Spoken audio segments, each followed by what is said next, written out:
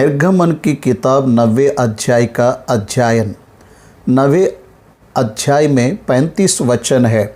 इन 35 वचनों में 3 भयंकर विपत्तियों का वर्णन है। पहले वचन से 7वें वचन तक पशुओं के ऊपर विपत्ति। मिस्र देश के सारे पशु मर जाएंगे, परंतु इस्राएलियों में का एक भी पशु ना मरेगा। इस विपत्ति में केवल मिस्र देश के ही पशु मरेंगे। दूसरी विपत्ति 8वां वचन से 12वां वचन तक मनुष्य और पशु दोनों पर फोड़े होना। मूसा जब भट्टी में की राख लेकर आकाश की ओर उड़ा देगा, उस समय सारे लोगों पर यह फोड़े होंगे, यहाँ तक कि उनके जादूगरों में भी ये फोड़ा होंगे। 13 वचन से अंतिम वचन तक तीसरी विपत्ति अर्थात ओले गिरना। 13 वचन सत्य वचन तक ओले कैसे गिरेंगे इसका वर्णन है, और 22 वचन से आखिरी वचन तक ओले किस प्रकार गिरे ये वर्णन है। अब पहले वचन से पढ़ेंगे। फिर यहोवा ने मूसा से कहा। कब कहा?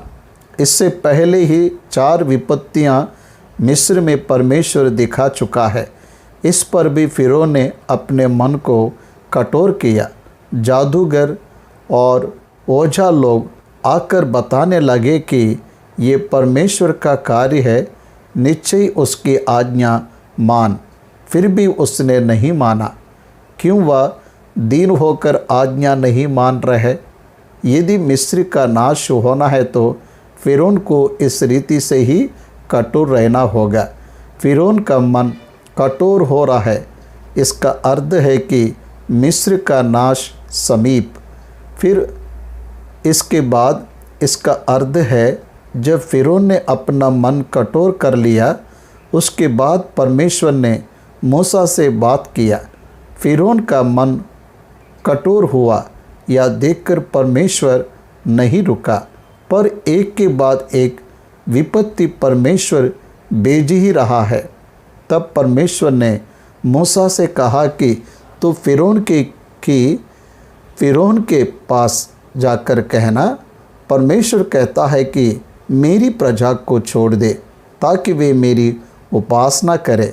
कई बार परमेश्वर किसी बात को दोहरा रहा है कि मेरी प्रजा को छोड़ कि वे मेरी उपासना करें। परमेश्वर के लोग इस बात को ध्यान में रखना है, या अपने परमेश्वर का संपूर्ण मन और संपूर्ण प्राण और संपूर्ण शक्ति और संपूर्ण बुद्धि के साथ अपने परमेश्वर के प्रेम रखना, परमेश्वर से प्रेम रखना और उसकी सेवा करना। आपको अपने परमेश्वर से प्रेम रखना है और उसकी सेवा करना है। यह परमेश्वर के लोगों के प्रति परमेश्वर का मन है। यही परमेश्वर के लोगों के लिए परमेश्वर का नियम है। जो आराधना नहीं करता वह परमेश्वर के संतान नहीं हो सकते। जो उसकी स्तुति नहीं करते हुए उसकी संतान नहीं हो सकते। इस्राएलियों की स्तुति के ऊपर परमेश्वर आसीन होकर हमको आशीर्वादित किया। परमेश्वर की आराधना करना उनके आशीष का कारण होता है। यदि आशीष पाना है तो परमेश्वर की आराधना करना है। यही हमारे लिए सीख है जिसे हमें सीखना है। इसलिए मूसा तो फिर उनके पास जाकर कहा कि परमेश्वर यहोवा तुझसे इस प्रकार कहता है कि मेरी प्रजा के लोगों को जाने दे कि मेरी उपासना करे।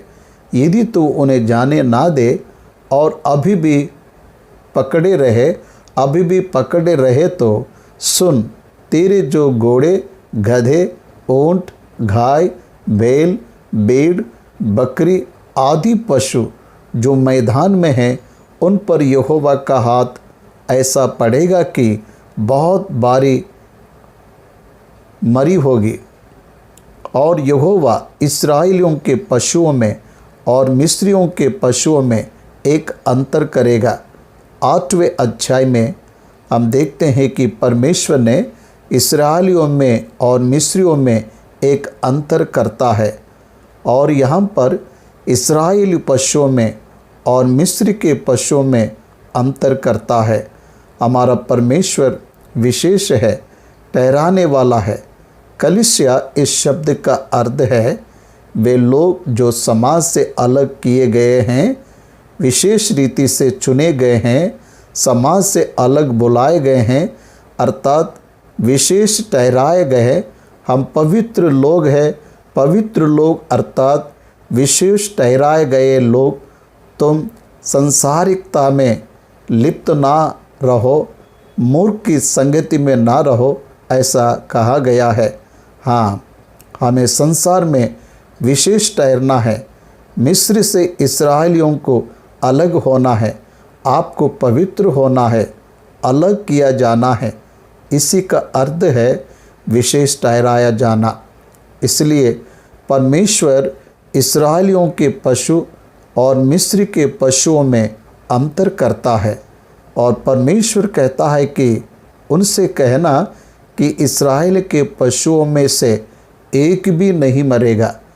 परमेश्वर कहता है, इब्रियों का परमेश्वर, इस्राएल का परमेश्वर ये आज्ञा देता है, उनकी पशुओं की भी रक्षा की जाएगी।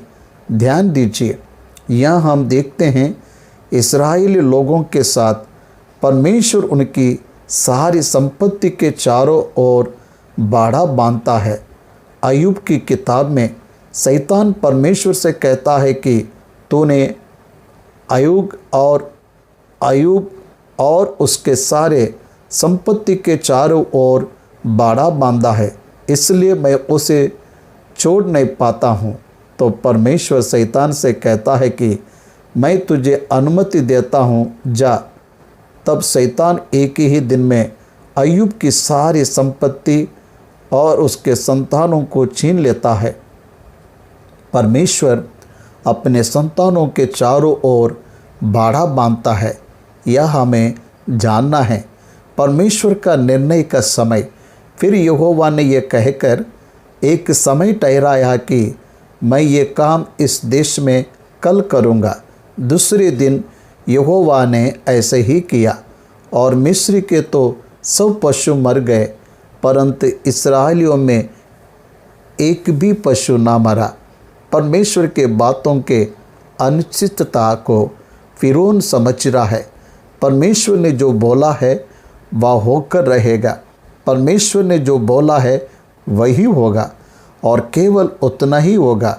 उसकी बातों में से कुछ भी पूरा हो गया बिना नहीं रहेगा। आकाश और पृथ्वी तक जाएगी, आकाश और पृथ्वी टल जाएगी, परंतु उसके बातों में का एक शब्द भी बिना पूरे हुए नहीं टलेगा, नहीं रहेगा। यह फिरौन को मालूम हो रहा है, और फिरौन ने लोगों को भेजा, पर इस्राएलियों के पशुओं में से एक भी नहीं मरा। तो भी फिरौन का मन सुन्न हो गया, और उसने उन लोगों को जाने नहीं दिया। परमेश्वर के लोगों को परमेश्वर की आराधना के लिए जाने से रोक रहा है। फिरौन की सरकार परमेश्वर के लोगों को परमेश्वर से दूर करने वाली सरकार है। जो भी सरकार परमेश्वर के लोगों को परमेश्वर की आराधना से रोकता है, वह सरकार नष्ट हो जाएगा। इसे समझने के लिए फिरौन की सरकार एक अच्छा उदाहरण है। 8वां वचन से 12 वचन तक एक और विपत्ति को हम देखते हैं। वह भयंकर विपत्ति है, अर्थात शरीर में फफोले और फोड़े बन जाना। 8वां वचन से हम पढ़ेंगे, फिर यहोवा ने मूसा और हारून से कहा कि तुम दोनों भट्टी में से एक एक मुट्ठी राख ले लो, और मूसा उसे फिरौन के सामने आकाश की ओर उड़ा दे, तो वह सूक्ष्म धूल होकर सारे मिस्र देश में मनुष्यों और पशुओं दोनों पर फफोले और फोड़े बन जाएगी। सो वे भट्ठी में की राख लेकर फ़िरौन के सामने खड़े हुए हैं। देखिए, फ़िरौन को प्रतिदिन मानसिक चिंता बढ़ते जा रहा था। हारून और मूसा को देखकर वह थर-थर काँपने लगा। एक समय उनसे बात ना करने वाला फ़िरौन अब उनका मुंह देखने से भी डरने लगा। ऐसी परिस्थिति परमेश्वर ने निर्माण किया। हमारा परमेश्वर कितना महान है, सोचिए। एक समय जिन लोगों की कुछ कीमत नहीं थी, ऐसे लोगों को महानता देने वाला परमेश्वर है। यह क्या हो रहा है, आगे हम देखेंगे। सो वे भट्ठी में की राख लेकर फ़िरौन के सामने खड़े हुए और मूसा ने उसे आकाश की ओर उड़ा दिया और वह मनुष्य और पशु दोनों पर फफोले और फोड़े बन गए। और उन पौधों के कारण जादूगर मूसा के सामने खड़े ना रह सके, क्योंकि वह फोड़े जैसे सब में स्त्रियों के वैसे ही जादूगरों के भी निकले थे। इससे पहले जो भी कार्य मूसा करता था, जादूगर उस काम को करते थे। मेंढक बिच्छू को उन्होंने तैयार किया, मक्खियों को भी उन्होंने तैयार किया। और इस रीति से हम देखते हैं कि ये जादूगर भी फ़िरौन के कठोर होने का कारण बने। इस कारण परमेश्वर ने इस बार उन जादूगरों पर भी यही विपत्तियां डाला। फिर भी डाला तो बीच इस रीति से परमेश्वर ने मूसा से कहा था, उस स्थिति से फिर उनका मन कठोर बन रहा है। तब यहोवा ने फिर उनके मन को कठोर कर दिया और जैसा यहोवा ने मूसा से कहा था, उसने उसकी ना सुनी। फ़िरौन के मन को परमेश्वर ने ही कठोर किया, क्योंकि उसे और कुछ विपत्तियां और 4 विपत्तियां उस देश पर और उसके देवताओं पर आना था, ताकि परमेश्वर की सामर्थ्य को वे समझ सके। 13 वचन से 21 वचन तक परमेश्वर ओली की विपत्ति के विषय में बात करता है। फिर यहोवा ने मूसा से कहा, बिहान को तड़के उठकर फ़िरौन के सामने खड़ा हो और उससे कहा, इब्रियों का परमेश्वर यहोवा इस प्रकार कहता है कि मेरी प्रजा के लोगों को जाने दे कि वह मेरी उपासना करे, नहीं तो अब की बार मैं तुझ पर और तेरे कर्मचारियों और तेरी प्रजा पर सब प्रकार की विपत्तियां डालूंगा, जिससे तू जान ले कि सारी विपत्ति पर, सारे पृथ्वी पर मेरे तुल्य कोई दूसरा नहीं है। परमेश्वर विपत्तियों के प्रभाव को बढ़ा रहा है। इस समय उनके हृदय दुखने लायक विपत्तियां परमेश्वर डालने वाला है। फ़िरौन से कहने के लिए कहा। फ़िरौन से परमेश्वर इस रीति से बात करता है, मैंने तो अभी हाथ बढ़ाकर तुझे और तेरी प्रजा को मरे से मारा होता और तू पृथ्वी पर से सत्यानाश हो गया होता, परंतु सचमुच मैंने इस कारण तुझे बनाए रखा कि तुझे अपना सामर्थ्य दिखाऊं और अपना नाम सारी पृथ्वी पर प्रसिद्धि करूं। क्या तू अभी मेरी प्रजा के सामने अपने आप को बड़ा समझता है और उन्हें जाने नहीं देता?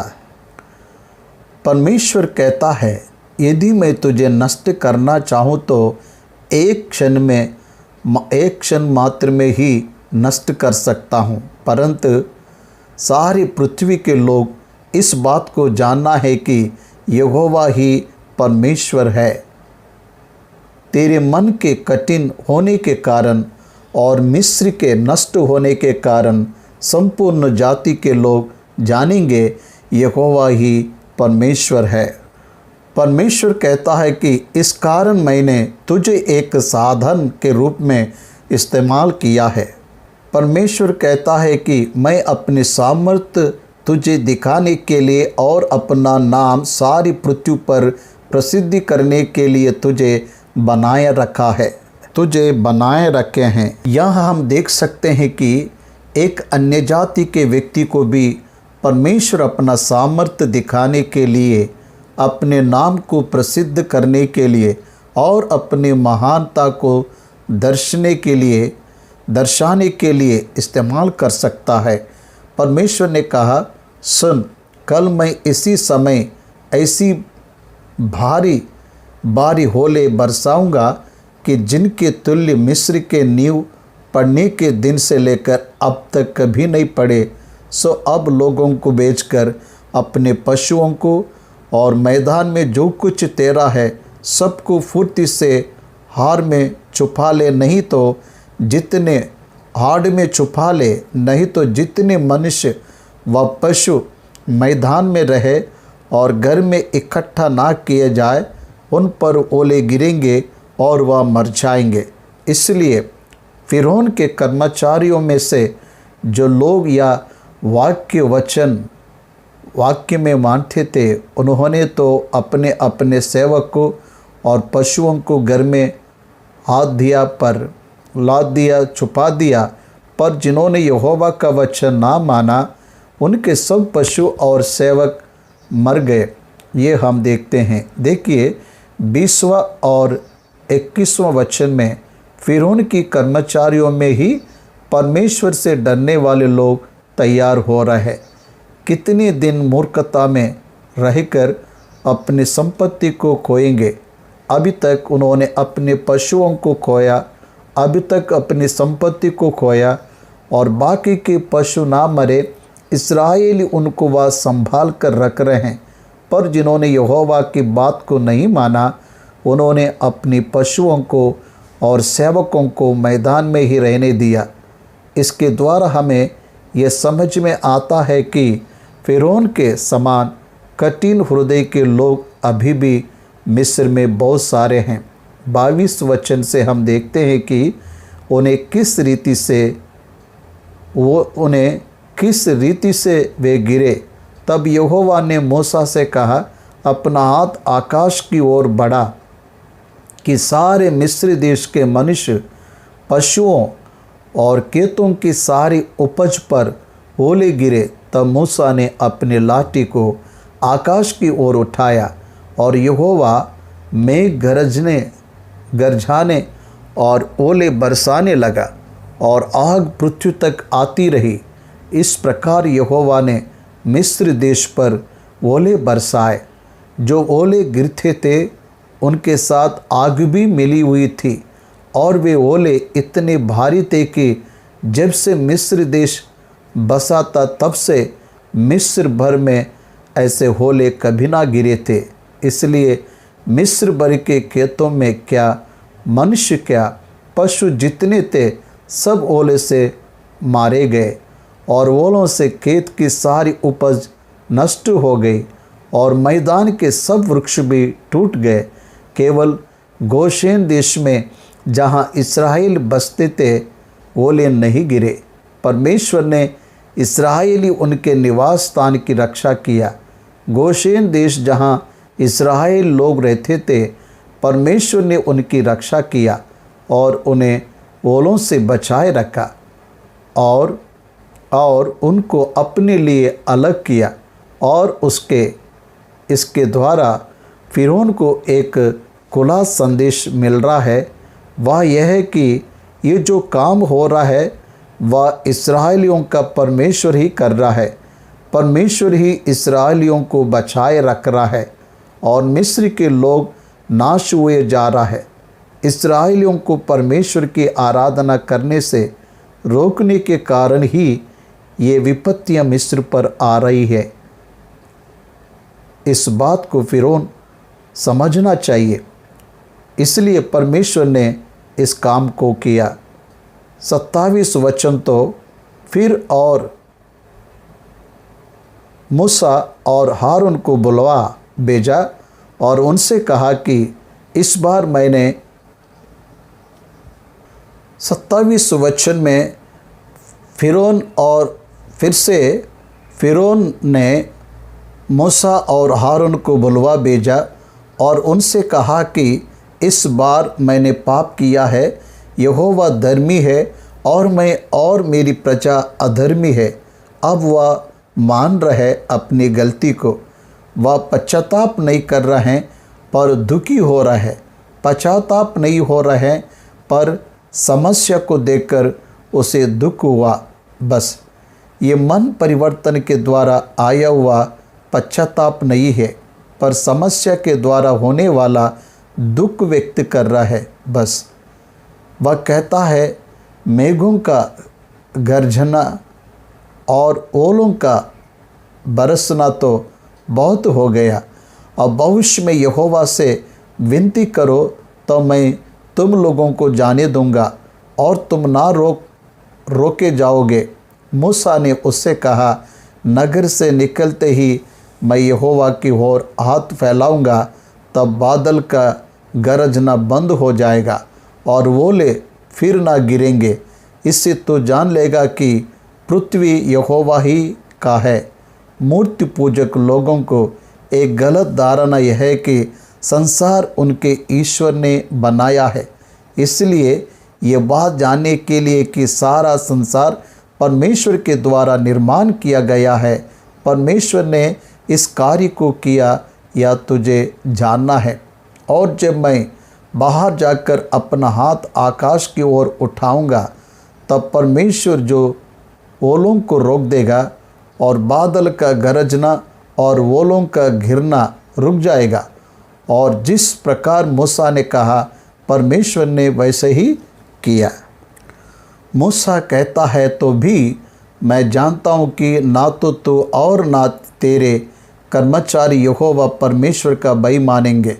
मूसा जानता था कि फिरौन कठोर बना रहेगा, क्योंकि परमेश्वर ने ऐसा कहा था कि जब तक मिस्र को मैं नाश ना करूँगा तब तक वह कठोर बना रहेगा।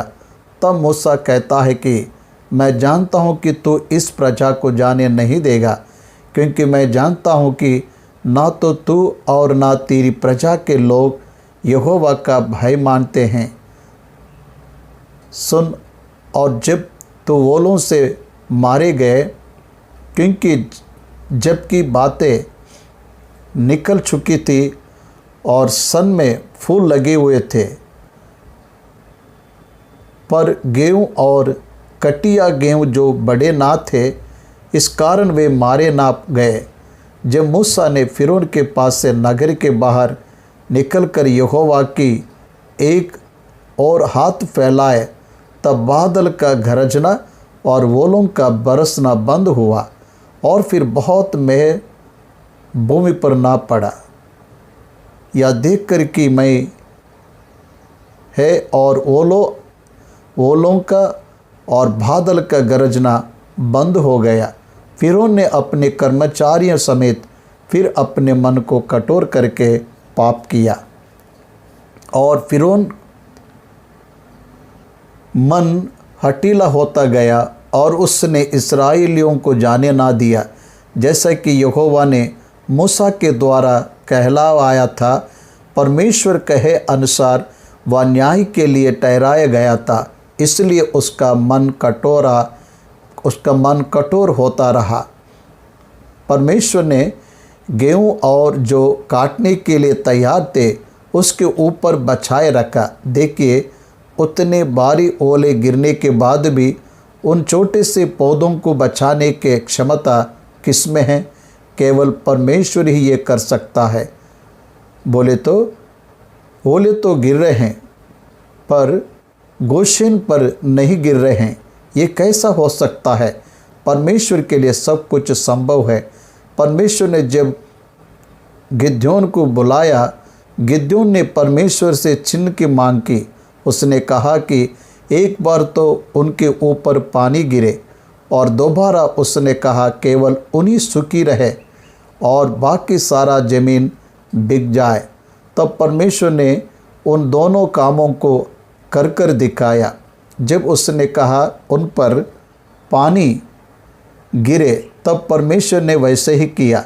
जब उसने कहा केवल उन सूखी रहे, केवल वो सूखी रहे और सूखी रहे, बाकी ज़मीन पर पानी गिरे, तब परमेश्वर ने वैसे ही किया। इसलिए बाइबल हमें यह बताता है कि परमेश्वर हर काम को करने में सक्षम है। पाप के कारण हृदय कठिन होते हैं, ये जानिए। पाप हृदय को कठोर करता और पश्चाताप के द्वारा हृदय परिवर्तित होता है। हृदय परिवर्तन का कारण पश्चाताप है और पश्चाताप का कारण पाप को छोड़ना है। पाप में बने रहना कठोर बनाता है। जब तक आपका हृदय कठोर रहेगा तब तक आप पाप में ही बने रहेंगे। जब आप अपने हृदय में आपके विषय में सोचते हो जाएंगे तब आपके हृदय में परिवर्तन को आप देखेंगे। इस विषय को हमें समझना है। मूसा ने पहले ही कहा तो लोगों को नहीं जाने देगा, ये मुझे पहले ही परमेश्वर ने बताया था। फिरौन का रोजा एक कठोर, फिरौन का हृदय फिर से एक बार कठोर होते गया। यहाँ तक 7 विपत्तियों को हम देखते हैं। यहाँ पर हम 7 विपत्तियों को देखते हैं।